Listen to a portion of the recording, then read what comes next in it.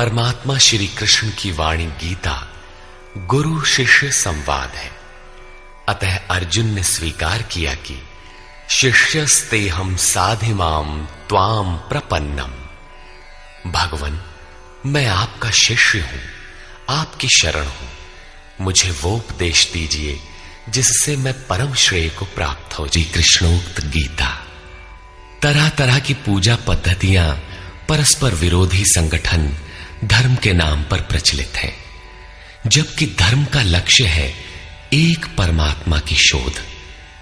कल्याण स्वरूप वो परमात्मा एक है, उसे प्राप्त करने की निश्चित क्रिया का पालन धर्म है। जब परमात्मा एक है, उसे प्राप्त करने की क्रिया एक है, तो बहुत से पंथ क्यों? इसके समाधान के लिए प्रस्तुत है यथार्थ गीता का भावांश, ये गीता कैसेट। धर्म के सरल स्वरूप और उसकी प्राप्ति हेतु निर्धारित क्रिया का क्रमबद्ध तथा पूर्ण विवरण योगेश्वर श्री कृष्णोक्त गीता है। विश्व के प्रत्येक महापुरुष ने जो कुछ भी साधन बताया है, वो सब का सब तथा अनेक गोपनीय स्थितियों का स्पष्टीकरण अकेले गीता में है। इसलिए संपूर्ण मानव जाति के कल्याण का अतर्क शास्त्र गीता है। महाभारत में संकेत है कि जब कौरवों और पांडवों की सेनाएं आमने सामने खड़ी हो गईं, तो संपूर्ण निशांतर कौरवों में प्रवेश कर गए और सभी देवता पांडवों में। इस कथन से महर्षि व्यास ने स्पष्ट कर दिया कि गीता के सभी पात्र देवता या असुर हैं तथा प्रतीकात्मक हैं। प्रत्येक मनुष्य के अंतःकरण में दैवी और आसुरी दो प्रकृतियां अनादिकाल से हैं। दैवी शक्तियों के सहयोग से जब मनुष्य अपने आत्म स्वरूप की ओर अग्रसर होता है, तो काम, क्रोध, राग, द्वेष इत्यादि आसुरी वृत्तियां बाधा के रूप में आक्रमण करती हैं। उनका पार पाना ही वास्तविक युद्ध है। अर्जुन श्रेय के लिए विकल था। उसकी दृष्टि में श्रेय का उपाय था कुल धर्म, पिंडोदक क्रिया, वर्ण संकर से बचाव, कुल क्षय से बचने के लिए युद्ध न करना इत्यादि। मात्र इतनी सी शंका के समाधान हेतु भगवान को उसे 18 अध्याय गीता समझानी पड़ी। अंत में पूछा कि क्या तेरा मोह नष्ट हुआ? अर्जुन ने स्वीकार किया कि भगवन, मेरा मोह नष्ट हो गया और अब मैं वैसा ही करूंगा जैसा भगवान ने उपदेश दिया है। वस्तुतः ये केवल अर्जुन की शंका नहीं थी, बल्कि मानव मात्र की शंका है कि श्रेय क्या है, उसे कैसे प्राप्त करें। इसलिए स्त्री पुरुष, आबाल वृद्ध, मानव मात्र के लिए गीता के 18 अध्याय का अनुशीलन एवं नियमित पाठ नितांत आवश्यक है, जिससे ब्रह्म विधि की स्मृति सृजित रहे तथा बच्चों में भी इन कल्याणकारी संस्कारों का सृजन हो सके। इस गीता ज्ञान के बिना कोई भी मनुष्य उस ईश्वर के पथ पर नहीं चल सकता। अक्षय सुख, शाश्वत शांति, लोक में समृद्धि तथा मूल शंका समाधान हेतु इन कैसेटों का संकलन किया गया है। इसके नियमित श्रवण से संपूर्ण परिवार तथा स्वजन समुदाय को सुसंस्कृत करें। संसार में कहीं भी मनुष्य हो, उसके लिए गीता सदैव अमृत वाहिनी है। गीता आपका शास्त्र है। गौरव का विषय है कि 5000 वर्ष से भी अधिक अंतराल के बाद श्री कृष्ण का यथार्थ गायन आपके सम्मुख है। जन्म जन्मांतर की रूढ़ियों से ग्रस्त मस्तिष्क को स्वच्छ कर चिंतन के प्रशस्त पथ पर चलने के लिए इन कैसेटों का प्रसारण प्रातः अवश्य करें।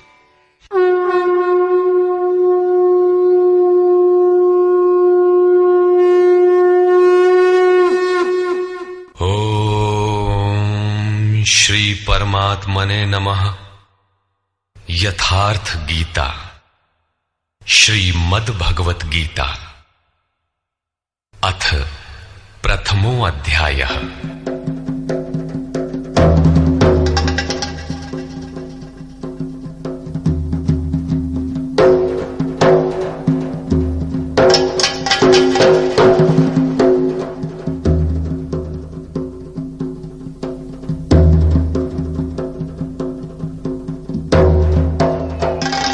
धृतराष्ट्र उवाच।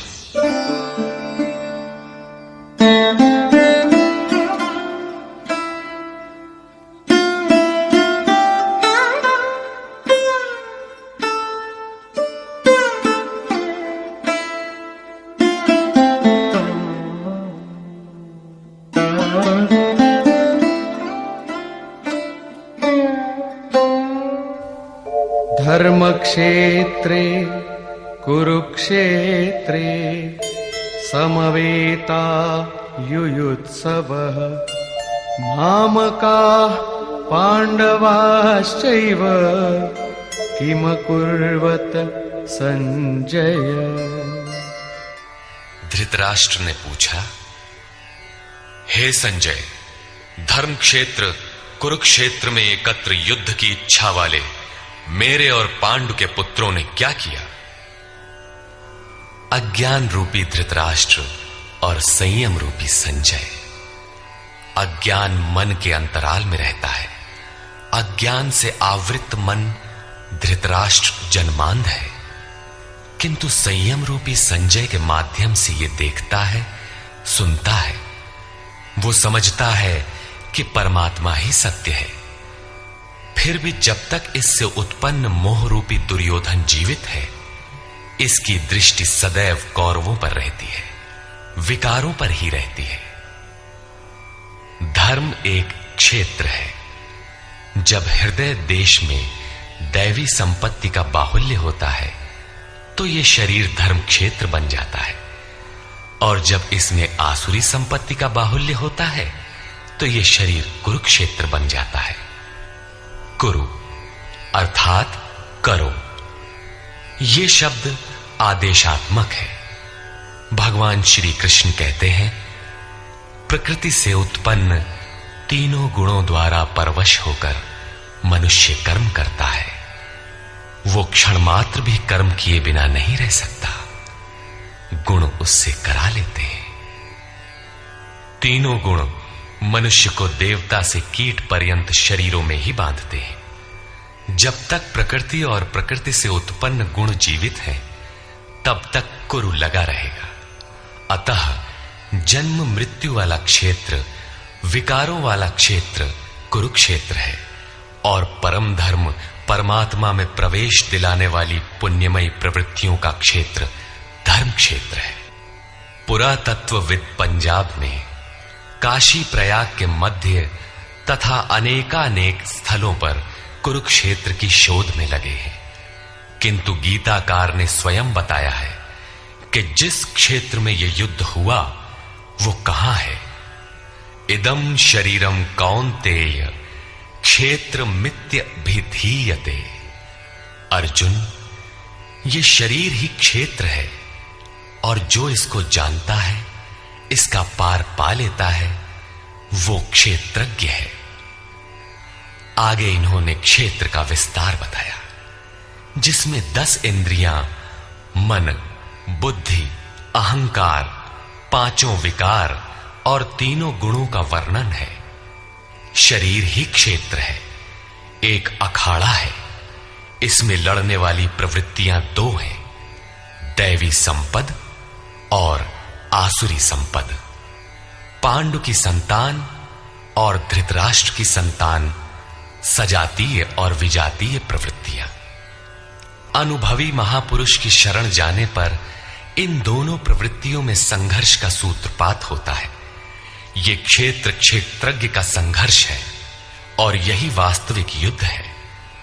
विश्व युद्धों से इतिहास भरा पड़ा है, किंतु उनमें जीतने वालों को भी शाश्वत विजय नहीं मिलती। ये तो आपसी बदले हैं।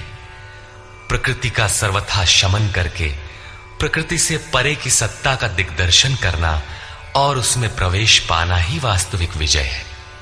यही एक ऐसी विजय है जिसके पीछे हार नहीं है, यही मुक्ति है जिसके पीछे जन्म मृत्यु का बंधन नहीं है।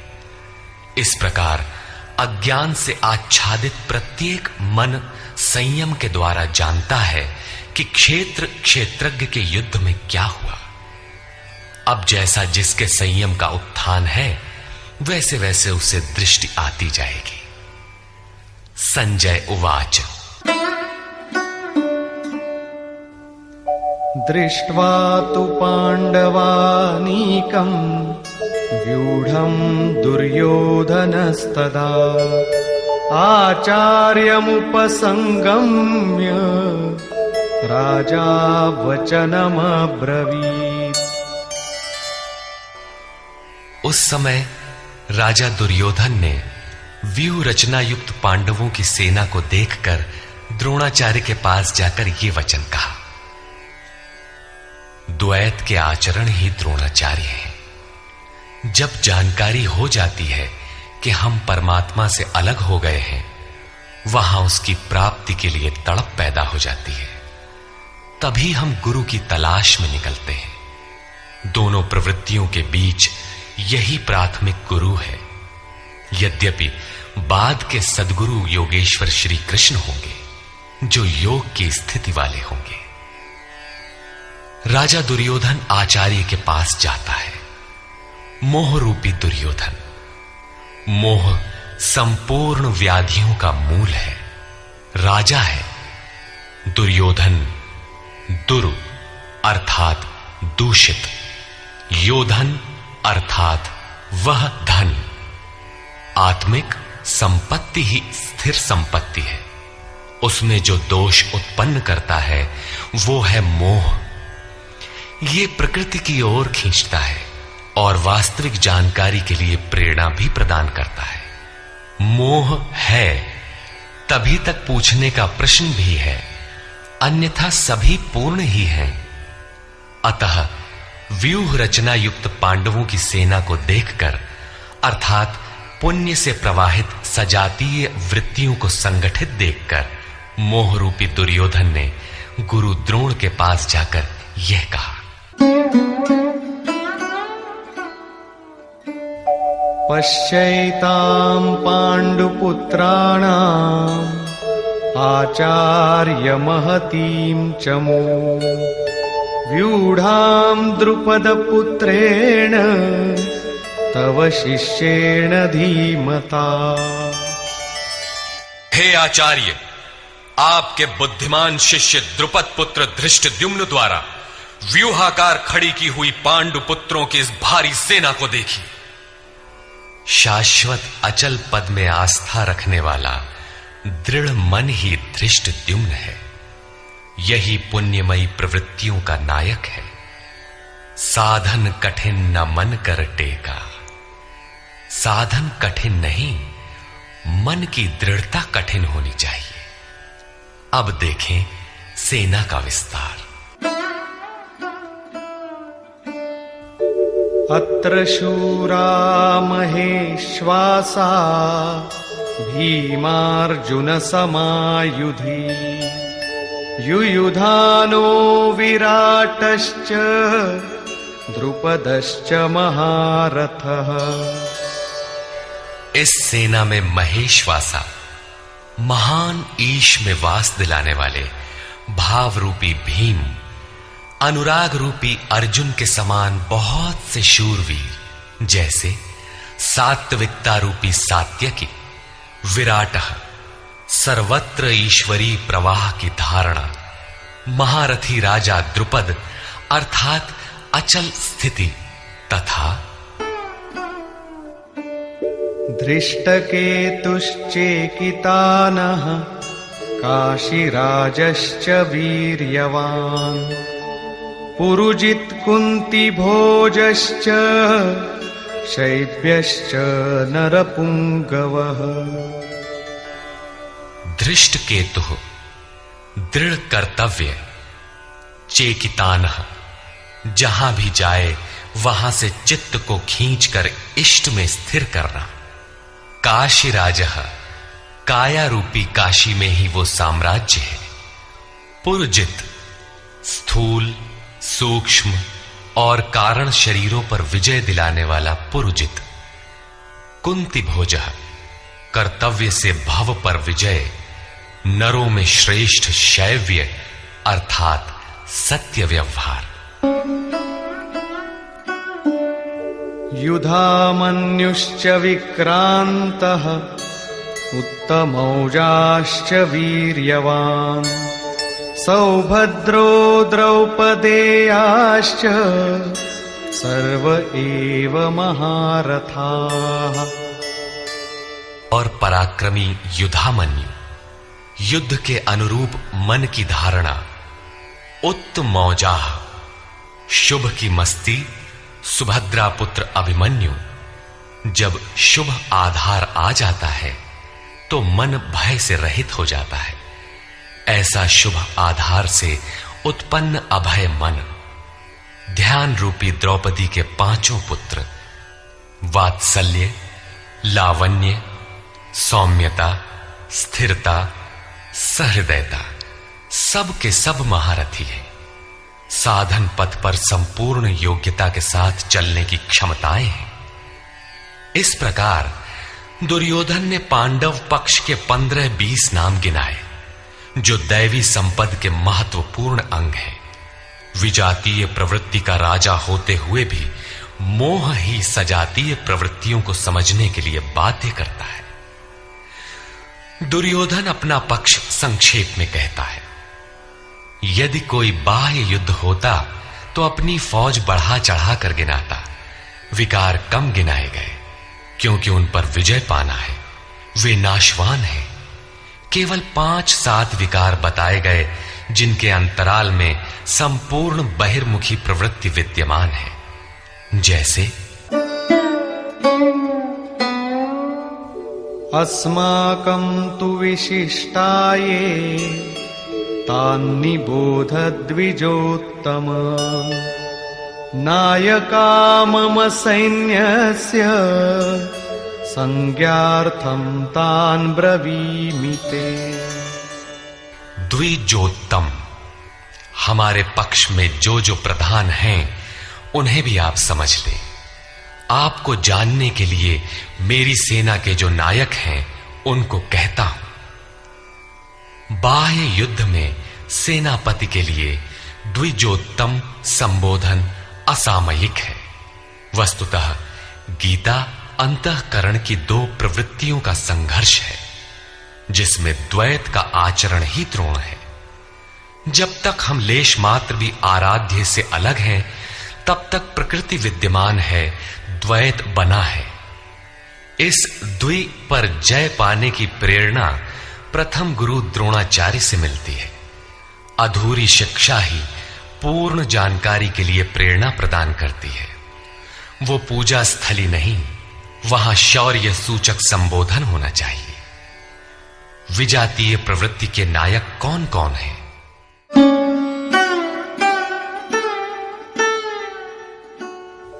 भवान् भीष्मश्च कर्णश्च कृपश्च समितिञ्जयः अश्वत्थामा विकर्णश्च सौमदत्तिस्तथैव च। एक तो स्वयं आप द्वैत के आचरण रूपी द्रोणाचार्य हैं। भ्रम रूपी पितामह भीष्म है। भ्रम इन विकारों का उद्गम है, अंत तक जीवित रहता है, इसलिए पितामह है। समूची सेना मर गई, ये जीवित था। शरशैया पर अचेत था, फिर भी जीवित था। ये है भ्रम रूपी भीष्म। भ्रम अंत तक रहता है। इसी प्रकार विजातीय कर्म रूपी कर्ण तथा संग्राम विजयी कृपाचार्य है। साधनावस्था में साधक द्वारा कृपा का आचरण ही कृपाचार्य है। भगवान कृपाधाम है और प्राप्ति के पश्चात संत का भी वही स्वरूप है। किंतु साधन काल में जब तक हम अलग हैं, परमात्मा अलग है। विजातीय प्रवृत्ति जीवित है, मोहमयी घिराव है। ऐसी परिस्थिति में साधक यदि कृपा का आचरण करता है तो वो नष्ट हो जाता है। सीता ने दया की तो कुछ काल लंका में प्रायश्चित करना पड़ा। विश्वामित्र दयार्द्र हुए, पतित होना पड़ा। योग सूत्रकार महर्षि पतंजलि भी यही कहते हैं, ते समाधा वुपसर्गा व्युत्थाने सिद्धयः। व्युत्थान काल में सिद्धियां प्रकट होती हैं, वे वास्तव में सिद्धियां हैं, किंतु कैवल्य प्राप्ति के लिए उतनी ही बड़ी विघ्न है जितने काम, क्रोध, लोभ, मोह इत्यादि। गोस्वामी तुलसीदास का भी यही निर्णय है। माया अनेक विघ्न करती है, रिद्धियां प्रदान करती है, यहां तक कि सिद्ध बना देती है। ऐसी अवस्था वाला साधक बगल से निकल भर जाए, मरणासन रोगी भी जी उठेगा। वो भले ठीक हो जाए, किंतु साधक उसे अपनी देन मान बैठे तो नष्ट हो जाएगा। एक रोगी के स्थान पर हजारों रोगी घेर लेंगे, भजन चिंतन का क्रम अवरुद्ध हो जाएगा और उधर बहकते बहकते प्रकृति का बाहुल्य हो जाएगा। यदि लक्ष्य दूर है और साधक कृपा करता है तो कृपा का अकेला आचरण ही समितिंजय समूची सेना को जीत लेगा। इसलिए साधक को पूर्ति पर्यंत इससे सतर्क रहना चाहिए। दया बिनु संत कसाई, दया करी तो आफत आई। लेकिन अधूरी अवस्था में यह विजातीय प्रवृत्ति का दुर्धर्ष योद्धा है। इसी प्रकार आसक्ति रूपी अश्वत्थामा, विकल्प रूपी विकर्ण और भ्रममयी श्वास ही भूरि श्रवा है। ये सभी बहिर्मुखी प्रवाह के नायक हैं।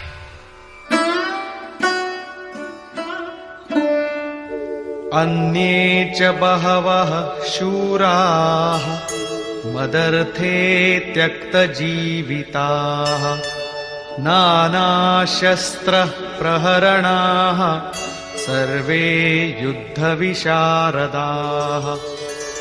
और भी बहुत से शूरवीर अनेक शस्त्रों से युक्त मेरे लिए जीवन की आशा को त्याग कर युद्ध में डटे हैं। सभी मेरे लिए प्राण त्यागने वाले हैं, किंतु उनकी कोई ठोस गणना नहीं है। अब कौन सी सेना किन भावों द्वारा सुरक्षित है, इस पर कहते हैं, अपर्याप्तं तदस्माकं बलं भीष्माभिरक्षितम् पर्याप्तं त्विदमेतेषां बलं भीमाभिरक्षितम्। भीष्म द्वारा रक्षित हमारी सेना सब प्रकार से अजेय है और भीम द्वारा रक्षित इन लोगों की सेना जीतने में सुगम है। पर्याप्त और अपर्याप्त जैसे श्लिष्ट शब्द का प्रयोग दुर्योधन की आशंका को व्यक्त करता है। अतः देखना है कि भीष्म कौन सी सत्ता है जिस पर कौरव निर्भर करते हैं, तथा भीम कौन सी सत्ता है जिस पर दैवी संपद संपूर्ण पांडव निर्भर है। दुर्योधन अपनी व्यवस्था देता है कि अयनेषु च सर्वेषु यथा भागमवस्थिताः भीष्ममेवाभिरक्षन्तु भवन्तः सर्व एव हि। इसलिए सब मोर्चों पर अपनी अपनी जगह स्थित रहते हुए आप लोग सबके सब भीष्म की ही सब ओर से रक्षा करें। यदि भीष्म है तो हम अजेय हैं, इसलिए आप पांडवों से न लड़कर केवल भीष्म की ही रक्षा करें। कैसा योद्धा है भीष्म, जो स्वयं अपनी रक्षा नहीं कर पा रहा है, कौरवों को उसकी रक्षा व्यवस्था करनी पड़ रही है। यह कोई बाह्य योद्धा नहीं, ब्रह्म ही भीष्म है। जब तक ब्रह्म जीवित है तब तक विजातीय प्रवृत्तियां कौरव अजेय हैं। अजेय का यह अर्थ नहीं कि जिसे जीता ही ना जा सके, बल्कि अजेय का अर्थ दुर्जय है, जिसे कठिनाई से जीता जा सकता हो। महा अजय संसार रिपु, जीत सकई सो वीर। यदि भ्रम समाप्त हो जाए तो अविद्या अस्तित्वहीन हो जाए। मोह इत्यादि जो आंशिक रूप से बचे भी हैं, शीघ्र ही समाप्त हो जाएंगे। भीष्म की इच्छा मृत्यु थी। इच्छा ही भ्रम है। इच्छा का अंत और भ्रम का मिटना एक ही बात है। इसी को संत कबीर ने सरलता से कहा, इच्छा काया इच्छा माया, इच्छा जग उपजाया। कह कबीर जे इच्छा विवर्जित, ताका पार न पाया। जहां भ्रम नहीं होता वो अपार और अव्यक्त है। इस शरीर के जन्म का कारण इच्छा है। इच्छा ही माया है और इच्छा ही जगत की उत्पत्ति का कारण है। सो कामयत तदैक्षत बहुश्याम प्रजायेय इति। कबीर कहते हैं, जो इच्छाओं से सर्वथा रहित हैं, तिनका पार न पाया। वे अपार अनंत असीम तत्व में प्रवेश पा जाते हैं। यो कामो निष्काम, आप्त काम आत्म कामो, न तस्य प्राणा उत्क्रामंति, ब्रह्म व सन ब्रह्माप्येति। जो कामनाओं से रहित आत्मा में स्थिर आत्म स्वरूप है, उसका कभी पतन नहीं होता। वो ब्रह्म के साथ एक हो जाता है। आरंभ में इच्छाएं अनंत होती हैं और अंततो गत्वा परमात्म प्राप्ति की इच्छा शेष रहती है। जब ये इच्छा भी पूरी हो जाती है, तब इच्छा भी मिट जाती है। यदि उससे भी बड़ी कोई वस्तु होती तो आप उसकी इच्छा अवश्य करते। जब उससे आगे कोई वस्तु है ही नहीं, तो इच्छा किसकी होगी? जब प्राप्त होने योग्य कोई वस्तु अप्राप्त न रह जाए, तो इच्छा भी समूल नष्ट हो जाती है और इच्छा के मिटते ही भ्रम का सर्वथा अंत हो जाता है। यही भीष्म की इच्छा मृत्यु है। भीम द्वारा रक्षित इन लोगों की सेना जीतने में सुगम है। भाव रूपी भीम, भावे विद्यते देवः। भाव में वो क्षमता है कि अविदित परमात्मा भी विदित हो जाता है। भाववस्य भगवान, सुख निधान करुणा अयन। श्री कृष्ण ने इसे श्रद्धा कहकर संबोधित किया है। भाव में वो क्षमता है कि भगवान को भी वश में कर लेता है। भाव से ही संपूर्ण पुण्यमयी प्रवृत्ति का विकास है। ये पुण्य का संरक्षक है तो इतना बलवान कि परम देव परमात्मा को संभव बनाता है, किंतु साथ ही इतना कोमल भी है कि आज भाव है तो कल अभाव में बदलते देर नहीं लगती। इष्ट में लेश मात्र भी त्रुटि प्रतीत होने पर भाव डगमगा जाता है। पुण्यमयी प्रवृत्ति विचलित हो उठती है, इष्ट से संबंध टूट जाता है। इसलिए भीम द्वारा रक्षित इन लोगों की सेना जीतने में सुगम है। महर्षि पतंजलि का भी यही निर्णय है। स तु दीर्घकाल नैरंतर्य सत्कारा सेवितो दृढ़ भूमि। दीर्घकाल तक निरंतर श्रद्धा भक्ति पूर्वक किया हुआ साधन ही दृढ़ हो पाता है।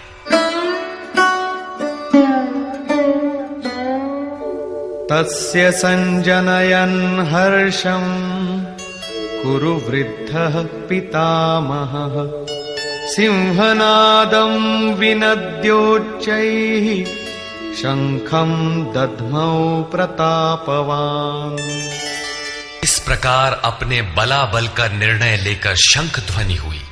शंख ध्वनि पात्रों के पराक्रम की घोषणा है कि जीतने पर कौन सा पात्र आपको क्या देगा। कौरवों में वृद्ध प्रतापवान पितामह भीष्म ने उस दुर्योधन के हृदय में हर्ष उत्पन्न करते हुए उच्च स्वर से सिंहनाद के समान भयप्रद शंख बजाया। सिंह प्रकृति से भयावह पहलू का प्रतीक है। घोर जंगल के नीरव एकांत में शेर की दहाड़ कान में पड़ जाए तो रोंगटे खड़े हो जाएंगे, हृदय कांपने लगेगा। यद्यपि शेर आपसे मीलों दूर है। भय प्रकृति में होता है, परमात्मा में नहीं। वो तो अभय सत्ता है। भ्रम रूपी भीष्म यदि विजयी होता है तो प्रकृति के जिस भयारण्य में आप हैं उससे भी अधिक भय के आवरण में बांध देगा। भय की एक परत और बढ़ जाएगी, भय का आवरण घना हो उठेगा। ये भ्रम इसके अतिरिक्त और कुछ नहीं दे सकेगा। अतः प्रकृति से निवृत्ति ही गंतव्य का मार्ग है। संसार में प्रवृत्ति तो भवाटवी है, घोर अंधकार की छाया है। इसके आगे कौरवों की कोई घोषणा नहीं है। कौरवों की ओर से कई बाजे एक साथ बजे, किंतु कुल मिलाकर वे भी भय ही प्रदान करते हैं, इससे अधिक कुछ नहीं। प्रत्येक विकार कुछ न कुछ भय तो देता ही है। इसलिए उन्होंने भी घोषणा की, ततः शंखाश्च भैर्यश्च पणवानक गोमुखाः सहसैवाभ्यहन्यन्त सशब्दस्तु मूलोऽभवत्।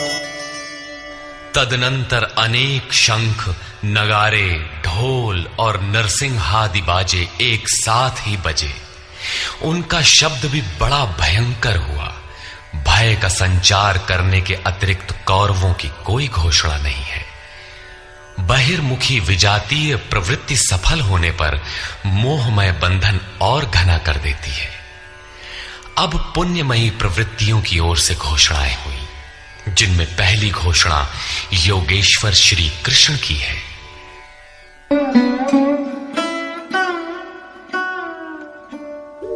ततः श्वेतैर्हयैर्युक्ते महती स्यन्दने स्थितौ माधव पांडवश्चैव दिव्यौ शंखौ प्रदध्मतु।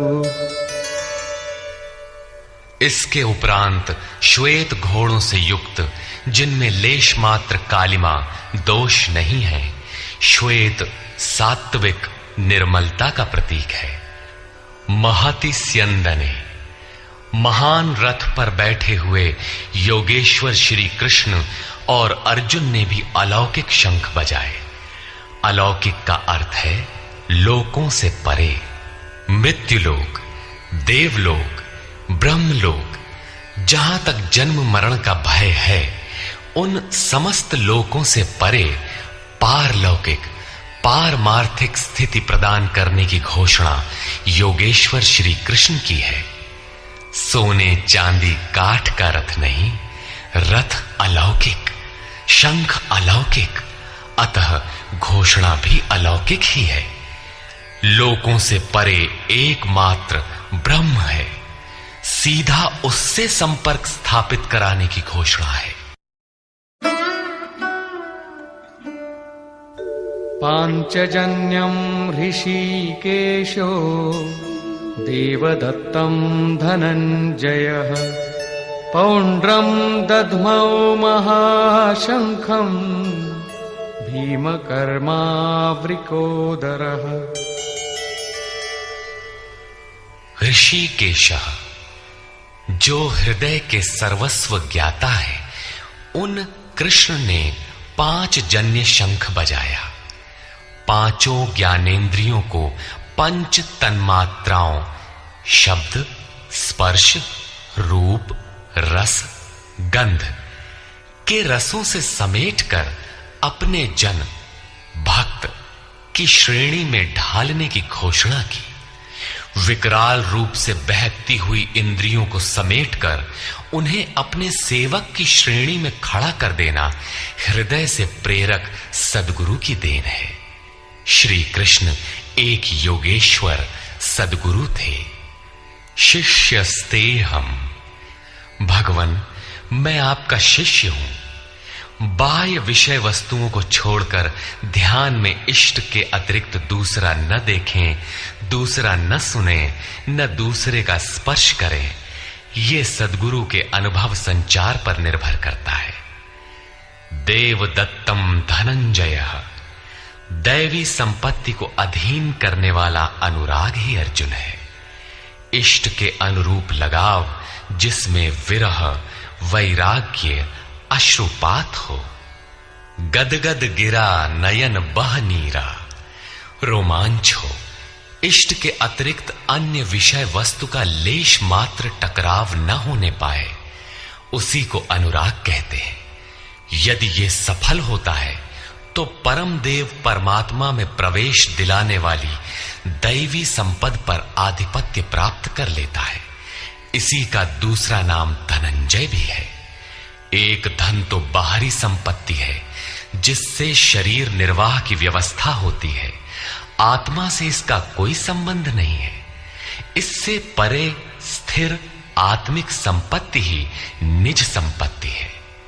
बृहदारण्य कोपनिषद में याज्ञवल्क्य ने मैत्रेयी को यही समझाया कि धन से संपन्न पृथ्वी के स्वामित्व से भी अमृतत्व की प्राप्ति नहीं हो सकती। उसका उपाय आत्मिक संपत्ति है। भयानक कर्म वाले भीमसेन ने पौंड्र अर्थात प्रीति नामक महाशंख बजाया।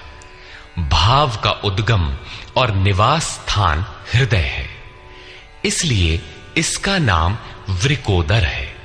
आपका भाव लगाव बच्चे में होता है, किंतु वस्तुतः वो लगाव आपके हृदय में है जो बच्चे में जाकर मूर्त होता है। ये भाव अथाह और महान बलशाली है। उसने प्रीति नामक महाशंख बजाया। भाव में ही वो प्रीति निहित है, इसीलिए भीम ने पौंड्र प्रीति नामक महाशंख बजाया। भाव महान बलवान है, किंतु प्रीति संचार के माध्यम से। हरि व्यापक सर्वत्र समाना, प्रेम ते प्रकट हो ही मैं जाना। अनंत विजयम राजा कुंती पुत्रो युधिष्ठिरः, नकुलः सहदेवश्च सुघोषमणिपुष्पकौ। कुंती पुत्र राजा युधिष्ठिर ने अनंत विजय नामक शंख बजाया। कर्तव्य रूपी कुंती और धर्म रूपी युधिष्ठिर। धर्म पर स्थिरता रहेगी तो अनंत विजयम अनंत परमात्मा में स्थिति दिलाएगा। युद्धे स्थिरः सह युधिष्ठिरः। प्रकृति पुरुष क्षेत्र क्षेत्रज्ञ के संघर्ष में स्थिर रहता है, महान दुख से भी विचलित नहीं होता। तो एक दिन जो अनंत है, जिसका अंत नहीं है, वो है परम तत्व परमात्मा, उस पर विजय दिला देता है। नियम रूपी नकुल ने सुघोष नामक शंख बजाया। ज्यों ज्यों नियम उन्नत होगा, अशुभ का शमन होता जाएगा, शुभ घोषित होता जाएगा। सत्संग रूपी सहदेव ने मणिपुष्पक शंख बजाया। मनीषियों ने प्रत्येक श्वास को बहुमूल्य मणि की संज्ञा दी है। हीरा जैसी श्वासा बातों में बीती जाए। एक सत्संग तो वो है जो आप सत्पुरुषों की वाणी से सुनते हैं, किंतु यथार्थ सत्संग आंतरिक है। श्री कृष्ण के अनुसार आत्मा ही सत्य है, सनातन है। चित्त सब ओर से सिमटकर आत्मा की संगत करने लगे, यही वास्तविक सत्संग है। ये सत्संग चिंतन, ध्यान और समाधि के अभ्यास से संपन्न होता है। ज्यों-ज्यों सत्य के सान्निध्य में सुरत टिकती जाएगी, त्यों-त्यों एक एक श्वास पर नियंत्रण मिलता जाएगा। मन सहित इंद्रियों का निरोध होता जाएगा। जिस दिन सर्वथा निरोध होगा, वस्तु प्राप्त हो जाएगी। वाद्य यंत्रों की तरह चित्त का आत्मा के स्वर में स्वर मिलाकर संगत करना ही सत्संग है। बाह्य मणि कठोर है, किंतु श्वास मणि पुष्प से भी कोमल है। पुष्प तो विकसित होने या टूटने पर कुम्हलाता है, किंतु आप अगले श्वास तक जीवित रहने की गारंटी नहीं दे सकते। किंतु सत्संग सफल होने पर प्रत्येक श्वास पर नियंत्रण दिलाकर परम लक्ष्य की प्राप्ति करा देता है। इसके आगे पांडवों की कोई घोषणा नहीं है, किंतु प्रत्येक साधन कुछ न कुछ निर्मलता के पथ में दूरी तय करता है। आगे कहते हैं,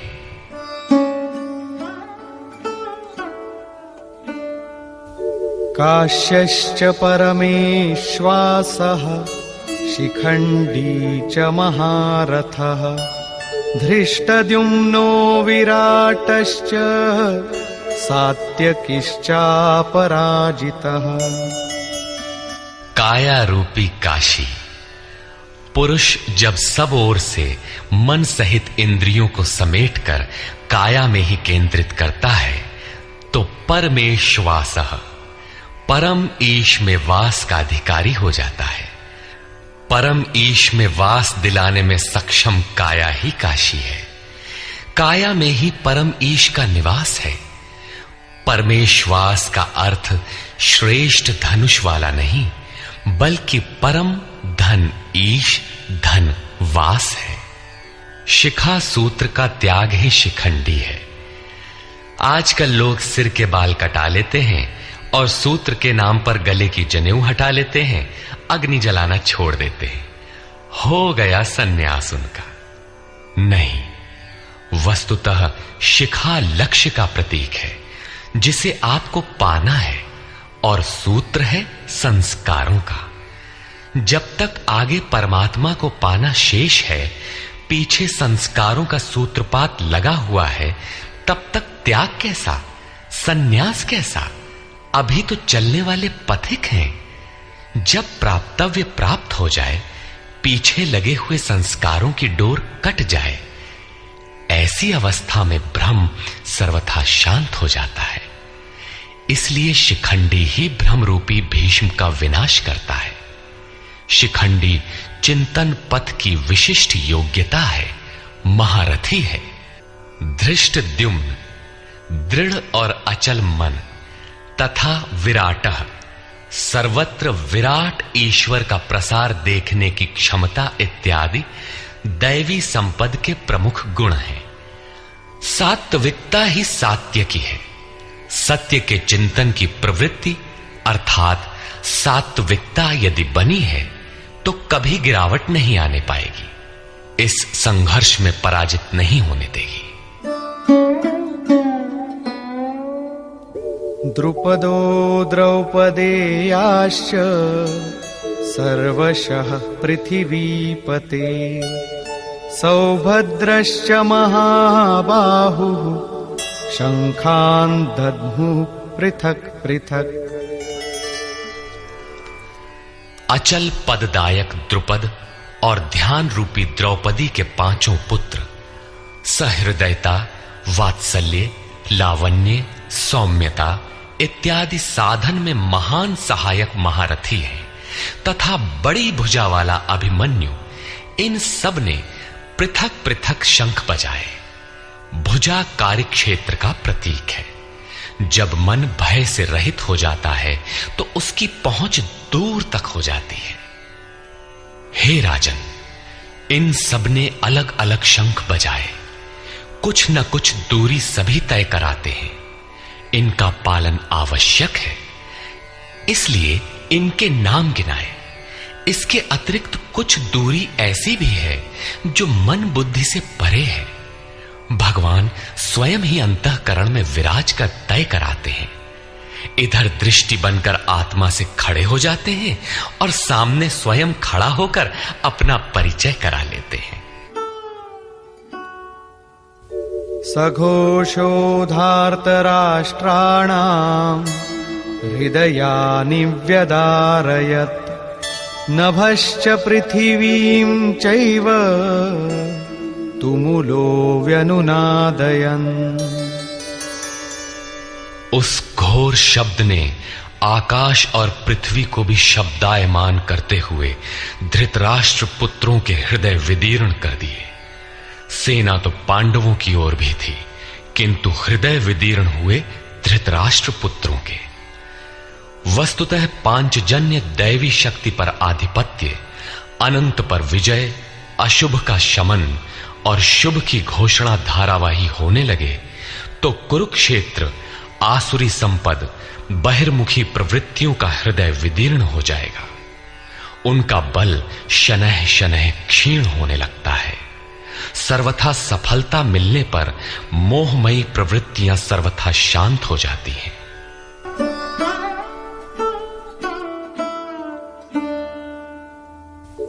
अथ व्यवस्थितान् दृष्ट्वा धार्तराष्ट्रान् कपिध्वजः प्रवृत्ते शस्त्रसम्पाते धनुरुद्यम्य पाण्डवः ऋषिकेशं तदा वाक्यम् इदमाह महीपते सेनयोरुभयोर्मध्ये रथं स्थापयमेच्युत। संयम रूपी संजय ने अज्ञान से आवृत मन को समझाया कि हे राजन, उसके उपरांत कपिध्वजः वैराग्य रूपी हनुमान, वैराग्य ही ध्वज है जिसका, ध्वज राष्ट्र का प्रतीक माना जाता है।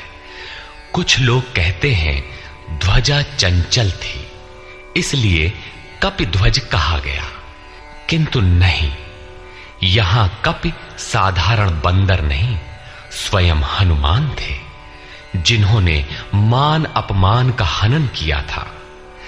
सममान निरादर आदरहीन। प्रकृति की देखी सुनी वस्तुओं से, विषयों से राग का त्याग ही वैराग्य है। अतः वैराग्य ही जिसकी ध्वजा है, उस अर्जुन ने व्यवस्थित रूप से धृतराष्ट्र पुत्रों को खड़े देखकर शस्त्र चलने की तैयारी के समय धनुष उठाकर ऋषिकेशम, जो हृदय के सर्वस्व ज्ञाता है, उन योगेश्वर श्री कृष्ण से ये वचन कहा, हे अच्युत, जो कभी च्युत नहीं होता, मेरे रथ को दोनों सेनाओं के बीच खड़ा करिए। यहां सारथी को दिया गया आदेश नहीं, इष्ट सदगुरु से की गई प्रार्थना है, किस लिए खड़ा करें?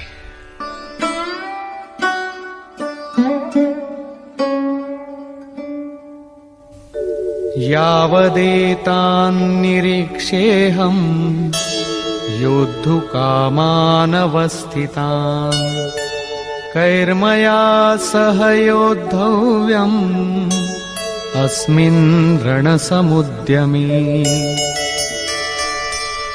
जब तक मैं इन स्थित हुए युद्ध की कामना वालों को अच्छी प्रकार देख न लूं कि इस युद्ध के उद्योग में मुझे किन किन के साथ युद्ध करना योग्य है, इस युद्ध व्यापार में मुझे किन किन के साथ युद्ध करना है।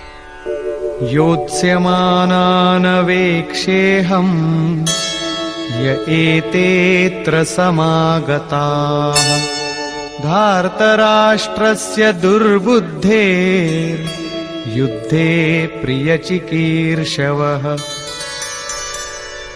दुर्बुद्धि दुर्योधन का युद्ध में कल्याण चाहने वाले जो जो ये राजा लोग इस सेना में आए हैं, उन युद्ध करने वालों को मैं देखूंगा, इसलिए खड़ा करें।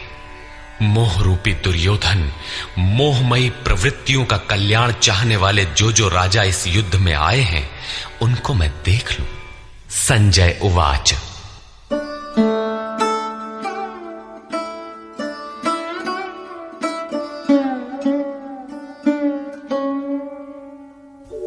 एवमुक्तो ऋषिकेशो गुडाकेशेन भारत सेनयोरुभयोर्मध्ये स्थापयित्वा रथोत्तमम् भीष्मद्रोणप्रमुखतः सर्वेषां च महीक्षिताम् उवाच पार्थ पश्यैतान् समवेतान् कुरुनीति। संजय बोला, निद्राजयी अर्जुन द्वारा इस प्रकार कहे जाने पर हृदय के ज्ञाता श्री कृष्ण ने दोनों सेनाओं के बीच भीष्म, द्रोण और महीक्षिताम शरीर रूपी पृथ्वी पर अधिकार जमाए हुए संपूर्ण राजाओं के बीच उत्तम रथ को खड़ा करके कहा कि पार्थ, इन इकट्ठे हुए कौरवों को देख, यहां उत्तम रथ सोने चांदी का रथ नहीं है। संसार में उत्तम की परिभाषा नश्वर शरीर के प्रति अनुकूलता प्रतिकूलता से की जाती है। ये परिभाषा अपूर्ण है। जो हमारे आत्मा हमारे स्वरूप का सदैव साथ दे, वही उत्तम है, जिसके पीछे अनुत्तम मलिनता न हो। तत्रापश्यत् स्थितान् पार्थः पितॄनथ पितामहान् आचार्यान् मातुलान् भ्रातॄन् पुत्रान् पौत्रान् सखींस्तथा श्वशुरान् सुहृदश्चैव सेनयोरुभयोरपि।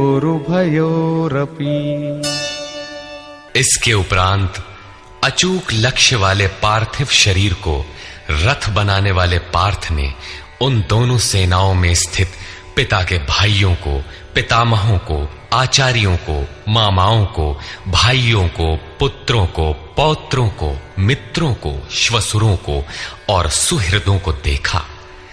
दोनों सेनाओं में अर्जुन को केवल अपना परिवार, मामा का परिवार, ससुराल का परिवार, सुहृद और गुरुजन दिखाई पड़े। प्रचलित गणना के अनुसार 18 अक्षौहिणी 2.5-3 अरब के लगभग होता है, जो आज के विश्व की जनसंख्या के समकक्ष है। इतने मात्र के लिए यदा कदा विश्व स्तर पर आवास खाद्य समस्या बन जाती है। इतना बड़ा जन समूह अर्जुन के 3-4 रिश्तेदारों का परिवार मात्र था। क्या इतना बड़ा भी किसी का परिवार होता है? कदापि नहीं। ये हृदय देश का चित्रण है। तान् समीक्ष्य स कौन्तेयः सर्वान् बन्धून् अवस्थितान् कृपया परयाविष्टो विषीदन्निदमब्रवीत्।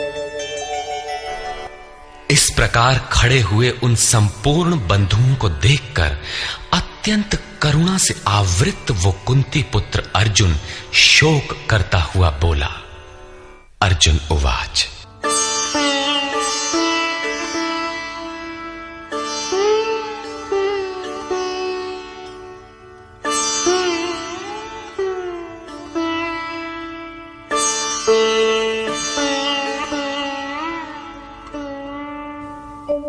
दृष्ट्वेमं स्वजनं कृष्ण युयुत्सुं समुपस्थितं सीदन्ति मम गात्राणि मुखं च परिशुष्यति वेपथुश्च शरीरे मे रोमहर्षश्च जायते।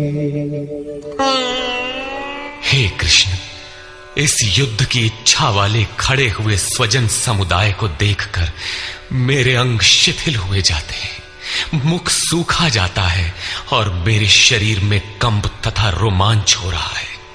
इतना ही नहीं, गांडीवं स्रंसते हस्तात् त्वक्चैव परिदह्यते न च शक्नोम्यवस्थातुं भ्रमतीव च मे मनः। हाथ से गांडीव गिरता है, त्वचा भी जल रही है। अर्जुन को ज्वर सा हो आया, संतप्त हो उठा कि ये कैसा युद्ध है जिसमें स्वजन ही खड़े हैं। अर्जुन को भ्रम हो गया। वो कहता है, अब मैं खड़ा रह पाने में भी अपने को असमर्थ पा रहा हूं। अब आगे देखने की सामर्थ्य नहीं है। निमित्तानि च पश्यामि विपरीतानि केशव न च श्रेयोनुपश्यामि हत्वा स्वजनमाहवे। हे केशव, इस युद्ध का लक्षण भी विपरीत ही देखता हूं। युद्ध में अपने कुल को मारकर परम कल्याण भी नहीं देखता हूं। कुल को मारने से कल्याण कैसे होगा?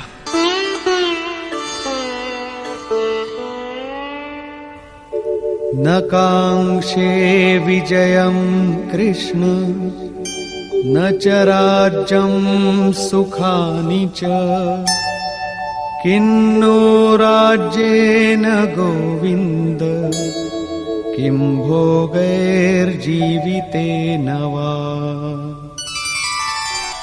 संपूर्ण परिवार युद्ध के मुहाने पर है।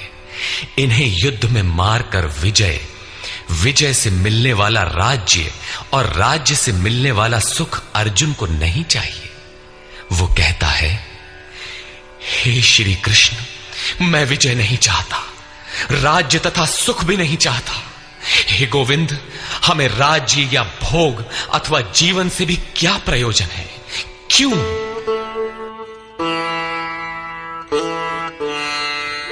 येषामर्थे कांक्षितं नो राज्यं भोगाः सुखानि च तैमेव स्थिता युद्धे प्राणान् त्यक्त्वा धनानि च। हमें जिनके लिए राज्य भोग और सुखादिक इच्छित हैं, वे ही परिवार जीवन की आशा त्याग कर युद्ध के मैदान में खड़े हैं। हमें राज्य इच्छित था तो परिवार को लेकर भोग सुख और धन की पिपासा थी तो स्वजन और परिवार के साथ उन्हें भोगने की थी। किंतु जब सब के सब प्राणों की आशा त्याग कर खड़े हैं तो मुझे सुख राज्य या भोग नहीं चाहिए। ये सब इन्हीं के लिए प्रिय थे। इनसे अलग होने पर हमें इनकी आवश्यकता नहीं है। जब तक परिवार रहेगा तब तक ये वासनाएं भी रहती हैं। झोपड़ी में रहने वाला भी अपने परिवार, मित्र और स्वजन को मारकर विश्व का साम्राज्य स्वीकार नहीं करेगा। अर्जुन यही कहता है कि हमें भोग प्रिय थे, विजय प्रिय थी, किंतु जिनके लिए थी, जब वे ही नहीं रहेंगे तो भोगों से क्या प्रयोजन? इस युद्ध में मारना किसे है?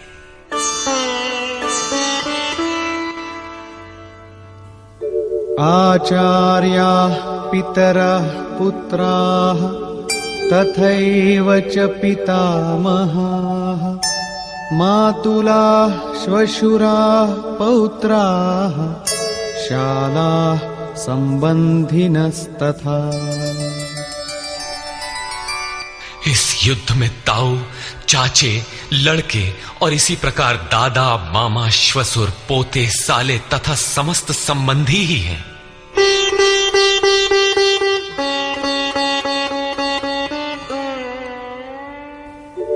एतान्न हन्तुमिच्छामि घ्नतोऽपि मधुसूदन अपि त्रैलोक्यराज्यस्य हेतोः किन्नु मही कृते।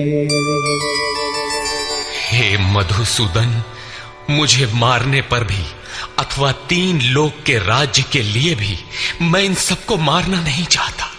फिर पृथ्वी के लिए कहना ही क्या? 18 अक्षौहिणी सेना में अर्जुन को अपना परिवार ही दिखाई पड़ा। इतने अधिक स्वजन वास्तव में क्या हैं? वस्तुतः अनुराग ही अर्जुन है। भजन के आरंभ में प्रत्येक अनुरागी के समक्ष यही समस्या रही है। सभी चाहते हैं कि हम भजन करें, उस परम सत्य को पालें, किंतु किसी अनुभवी सद्गुरु के संरक्षण में कोई अनुरागी जब क्षेत्रज्ञ के संघर्ष को समझता है कि हमें किन से लड़ना है, तो वो हताश हो जाता है। वो चाहता है कि हमारे पिता का परिवार, ससुराल का परिवार, मामा का परिवार, सुहृद, मित्र और गुरजन साथ रहे, सभी सुखी रहें और इन सब की व्यवस्था करते हुए हम परमात्म स्वरूप की प्राप्ति भी कर लें। किंतु जब वो समझता है कि आराधना में अग्रसर होने के लिए परिवार छोड़ना होगा, इन संबंधों का मोह समाप्त करना होगा, तो वो अधीर हो उठता है। पूज्य महाराज जी कहा करते थे, मरना और साधु होना बराबर है। साधु के लिए सृष्टि में दूसरा कोई जीवित है भी, किंतु घर वालों के नाम पर कोई नहीं है। यदि कोई है तो लगाव है, मोह समाप्त कहां हुआ? जहां तक लगाव है उसका पूर्ण त्याग, उस लगाव के सअस्तित्व मिटने पर ही उसकी विजय है। इन संबंधों का प्रसार ही तो जगत है, अन्यथा जगत में हमारा क्या है? तुलसीदास कहे चिद विलास जग, बूझत बूझत बूझ है। मन का प्रसार ही जगत है। योगेश्वर कृष्ण ने भी मन के प्रसार को ही जगत कहकर संबोधित किया। जिसने इसके प्रभाव को रोक लिया, उसने चराचर जगत ही जीत लिया। इहैव तैर्जितः सर्गो येषां साम्ये स्थितम मनः। केवल अर्जुन अधीर था ऐसी बात नहीं है। अनुराग सबके हृदय में है। प्रत्येक अनुरागी अधीर होता है, उसे संबंधी याद आने लगते हैं। पहले वो सोचता था कि भजन से कुछ लाभ होगा तो ये सब सुखी होंगे, इनके साथ रहकर उसे भोगेंगे। जब ये साथ ही नहीं रहे तो सुख लेकर क्या करेंगे? अर्जुन की दृष्टि राज्य सुख तक ही सीमित थी। वो त्रिलोकी के साम्राज्य को ही सुख की पराकाष्ठा समझता था। इसके आगे भी कोई सत्य है, इसकी जानकारी अर्जुन को अभी नहीं है। निहत्य धार्तराष्ट्रान्नः का प्रीति स्याज्जनार्दन। पापमेवाश्रयेदस्मान् हत्वैतानाततायिनः।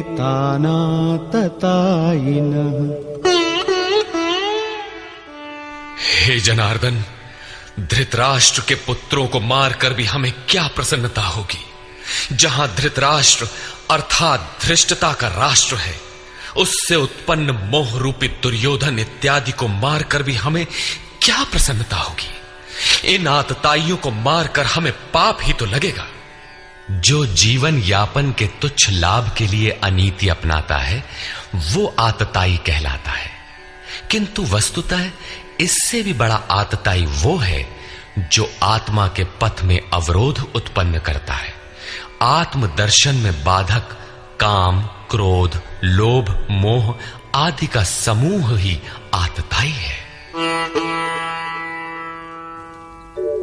तस्मान्नार्हा वयं हन्तुं धार्तराष्ट्रान् स्वबान्धवान्।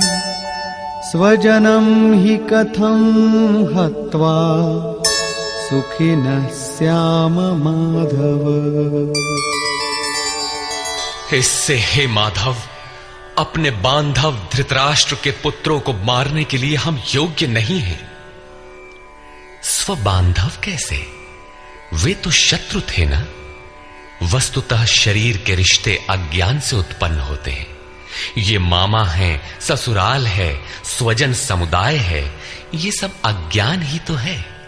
जब शरीर ही नश्वर है तब इसके रिश्ते ही कहां रहेंगे? मोह है तभी तक सुहृद है, हमारा परिवार है, हमारी दुनिया है। मोह नहीं तो कुछ भी नहीं।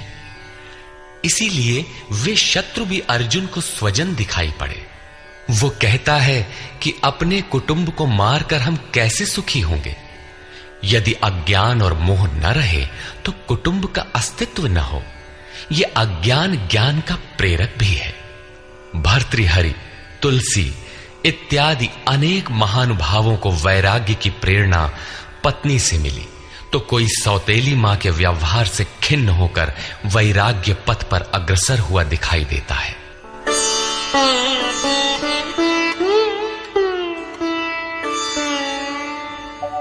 यद्यप्येतेन पश्यन्ति लोभोपहत चेतसः कुलक्षयकृतं दोषं मित्रद्रोहे च पातकम्। यद्यपि लोभ से भ्रष्ट चित्त हुए ये लोग कुल नाश के दोष और मित्र द्रोह के पाप को नहीं देखते हैं, ये उनकी कमी है। फिर भी कथं न ज्ञेयमस्माभिः पापादस्मान्निवर्तितुं कुलक्षयकृतं दोषं प्रपश्यद्भिर्जनार्दन।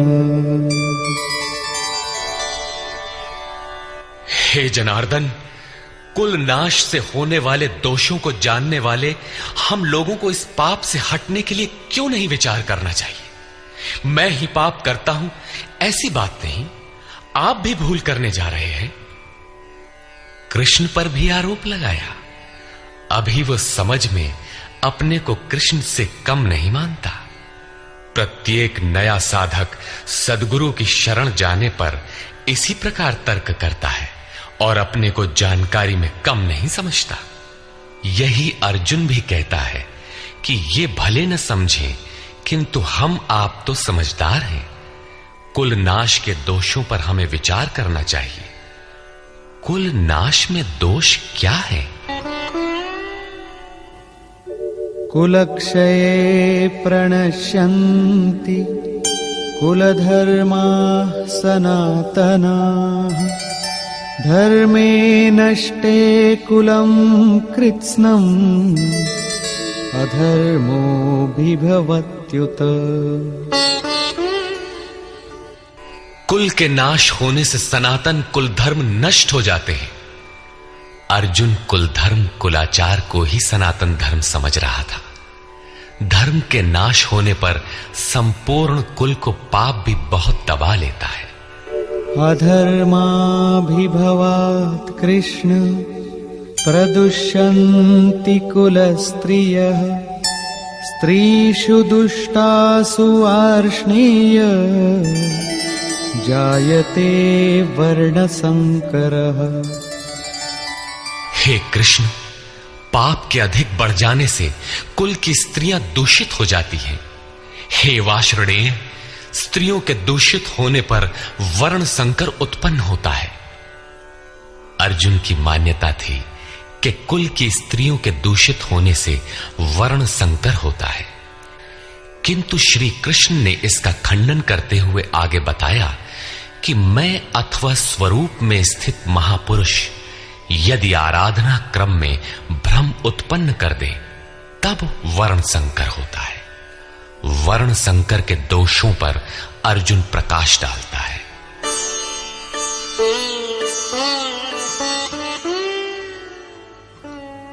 संकरो नरकायैव कुलघ्नानां कुलस्य च पतन्ति पितरो येषां लुप्तपिण्डोदकक्रियाः। वर्ण संकर कुल घातियों और कुल को नरक में ले जाने के लिए ही होता है। लुप्त हुई पिंड क्रिया वाले इनके पितर लोग भी गिर जाते हैं। वर्तमान नष्ट हो जाता है, अतीत के पितर गिर जाते हैं और भविष्य वाले भी गिरेंगे। इतना ही नहीं, दोषैरेतैः कुलघ्नानां वर्णसंकरकारकैः उत्साद्यन्ते जातिधर्माः कुलधर्माश्च शाश्वताः। इन वर्ण संकर कारक दोषों से कुल और कुलघातियों के सनातन कुल धर्म और जाति धर्म नष्ट हो जाते हैं। अर्जुन मानता था कि कुल धर्म सनातन है, कुल धर्म ही शाश्वत है, किंतु श्री कृष्ण ने इसका खंडन किया और आगे बताया कि आत्मा ही सनातन शाश्वत धर्म है। वास्तविक सनातन धर्म को जानने से पहले मनुष्य धर्म के नाम पर किसी न किसी रूढ़ि को जानता है। ठीक इसी प्रकार अर्जुन भी जानता है, जो कृष्ण के शब्दों में एक रूढ़ि है। उत्सन्न कुल धर्माणां मनुष्याणां जनार्दन नरके नियतं वासो भवतीत्यनुशुश्रुमा। हे जनार्दन, नष्ट हुए कुल धर्म वाले मनुष्यों का अनंत काल तक नरक में वास होता है, ऐसा हमने सुना है। कुल धर्म ही नहीं नष्ट होता, बल्कि शाश्वत सनातन धर्म भी नष्ट हो जाता है। जब धर्म ही नष्ट हो गया तो ऐसे पुरुष का अनंत काल तक नरक में निवास होता है, ऐसा हमने सुना है, देखा नहीं, सुना है। अहो बत महत् पापं कर्तुं व्यवसिता वयम् यद्राज्य सुखलोभेन हन्तुं स्वजनमुद्यताः। अहो, शोक है कि हम लोग बुद्धिमान होकर भी महान पाप करने को तैयार हुए हैं। राज्य और सुख के लोभ से अपने कुल को मारने के लिए उद्यत हुए हैं। अभी अर्जुन अपने को कम ज्ञाता नहीं समझता। आरंभ में प्रत्येक साधक इसी प्रकार बोलता है। महात्मा बुद्ध का कथन है कि मनुष्य जब अधूरी जानकारी रखता है तो अपने को महान ज्ञानी समझता है, और जब आधे से आगे की जानकारी हासिल करने लगता है तो अपने को महान मूर्ख समझता है। ठीक इसी प्रकार अर्जुन भी अपने को ज्ञानी ही समझता है। वो कृष्ण को ही समझाता है कि उस पाप से परम कल्याण हो, ऐसी बात भी नहीं। केवल राज्य और सुख के लोभ में पड़कर हम लोग कुल नाश करने को उद्यत हुए हैं, महान भूल कर रहे हैं। हम ही भूल कर रहे हैं ऐसी बात नहीं, आप भी भूल कर रहे हैं। एक धक्का कृष्ण को भी दिया। अंत में अर्जुन अपना निर्णय देता है।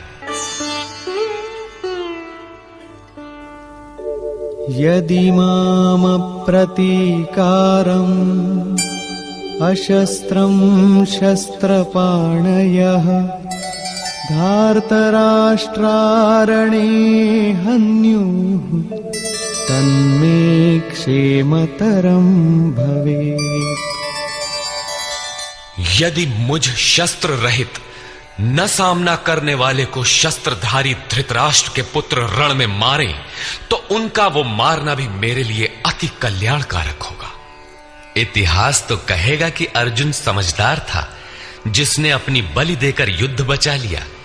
लोग प्राणों की आहुति दे डालते हैं कि भोले भाले मासूम बच्चे सुखी रहें, कुल तो बचा रहे। मनुष्य विदेश चला जाए, वैभव पूर्ण प्रासाद में रहे, किंतु 2 दिन बाद उसे अपनी छोड़ी हुई झोपड़ी याद आने लगती है। मोह इतना प्रबल होता है।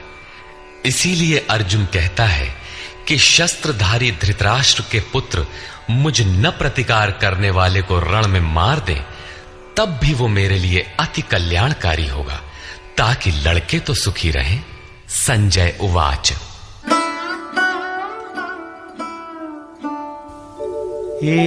एवमुक्त्वार्जुनः संख्ये रथोपस्थ उपाविशत् विसृज्य सशरं चापं शोकसंविघ्नमानसः। संजय बोला कि रणभूमि में शोक से उद्विग्न मन वाला अर्जुन इस प्रकार कहकर बाण सहित धनुष को त्याग कर रथ के पिछले भाग में बैठ गया, अर्थात क्षेत्र क्षेत्रज्ञ के संघर्ष में भाग लेने से पीछे हट गया। निष्कर्ष, गीता क्षेत्र क्षेत्रज्ञ के युद्ध का निरूपण है।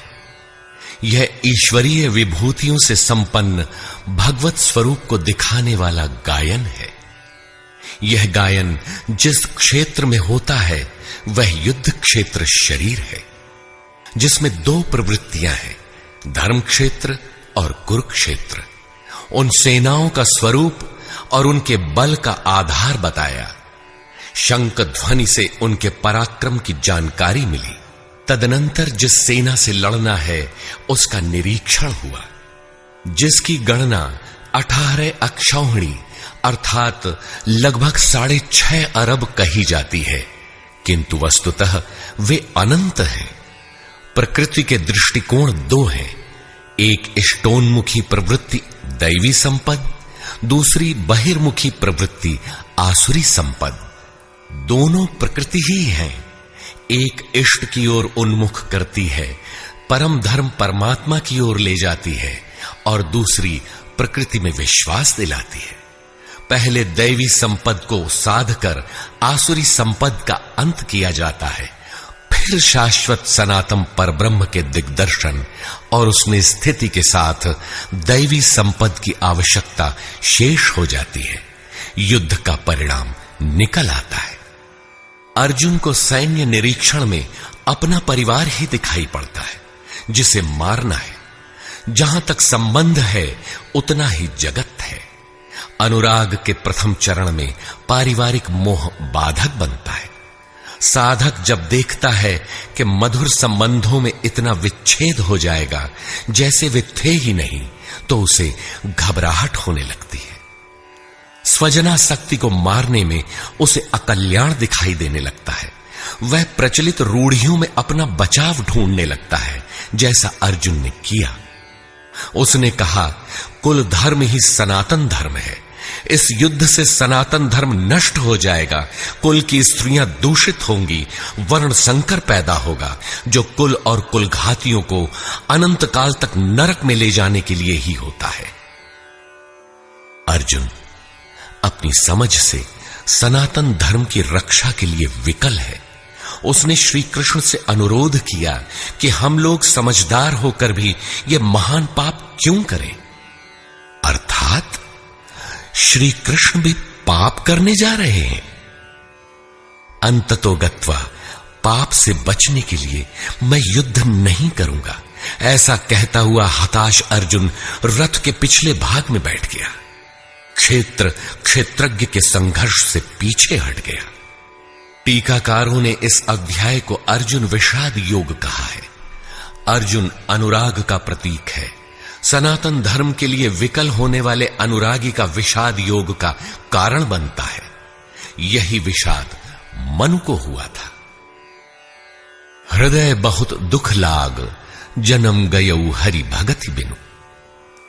संशय में पड़कर ही मनुष्य विषाद करता है। उसे संदेह था कि वर्ण संकर पैदा होगा जो नरक में ले जाएगा। सनातन धर्म के नष्ट होने का भी उसे विषाद था। अतः संशय विषाद योग का सामान्य नामकरण इस अध्याय के लिए उपयुक्त है। अतः ओम तत्सदिति श्रीमद् भगवद गीता सूपनिषत्सु ब्रह्म विद्यायाम योग शास्त्रे श्री कृष्णार्जुन संवादे संशय विषाद योगो नाम प्रथमोऽध्यायः। इस प्रकार स्वामी अड़गड़ानंद कृत श्रीमद् भगवद गीता के भाष्य यथार्थ गीता का प्रथम अध्याय पूर्ण होता है।